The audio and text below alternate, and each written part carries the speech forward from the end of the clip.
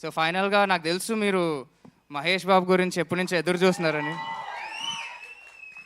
జై బాబు, బాబులకే బాబు. Okay.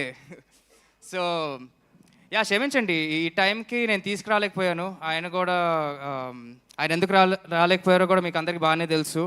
And ఆయన అది చేసేది కూడా మీకోసమే.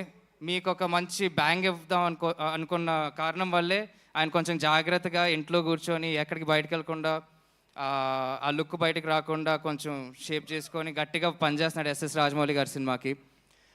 అండ్ ఆయన ఇక్కడ నా ముందు లేకపోయినా ఎప్పుడు నేను వచ్చినప్పటి నుంచి ఆయన నాకు ఎప్పుడు అండగానే ఉన్నాడు. అండ్ ఆయన చేయి నా భుజం పైనే ఉంటుందండి, అది అందులో డౌట్ లేదు. అది అట్లా ఉంది కాబట్టి నేను కొంచెం హీరో ఫేట్ అదంతా తట్టుకోగలుగుతున్నాను. అండ్ ఫైనల్గా కోర్స్ నేను చెప్పాల్సిందే అంటే మా సినిమా గురించి అందరికి బాగా క్లారిటీతో అందరు బాగా మాట్లాడేశారు.